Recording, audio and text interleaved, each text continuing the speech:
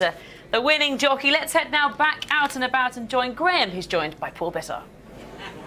Thanks, Emma. Well, the atmosphere around this winner's enclosure is crackling after Kingman's win in the Sussex Stakes. I'm joined by BHA Chief Executive. Welcome, Paul. That wasn't a bad advert for British racing. No, it was a fantastic advert for British racing, and I mean, it's a stunning day here on one of the most beautiful racecourses in the world, and that's invariably one of our best races of the year. And even though it only had 4 runners, 2 absolutely high-class horses and a superb winner.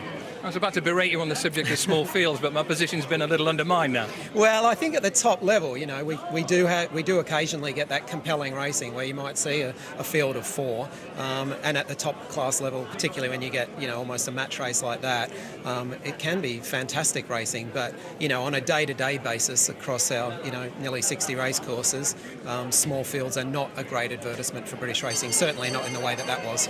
Let's get down to serious business. Big story in the British media, general media of late, is the morphine issue. Yep. 7 horses have tested positive for traces of morphine. BHA have been on the back foot and unusually quiet on this subject. What's the latest? The latest is that I wouldn't rule out there being no further positives at this stage, but we're very close to concluding our investigation. So you're right in saying that there are 7 thus far. At this stage, all indications are that it points to a feed contamination, as has been reported.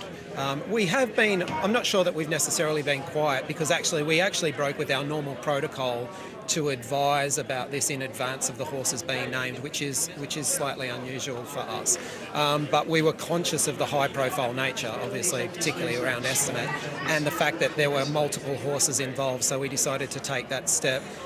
As I said, we're very close to concluding the investigation. Could you have done more as regards informing the public about differentiating between doping and medication issues? Yeah, look, I think that's a really fair point to ask, but I guess we get a little bit caught between being the regulator and making sure that we actually play out the whole investigation and not ruling out anything as potential reason for the positives. And while every indication it is and continues to be that it was feed contamination, as the regulator, we actually, you know, we're almost forced to play that out right through the investigation. So I understand the point, and look, from a purely practical perspective, with the information we have at hand, we could probably do that.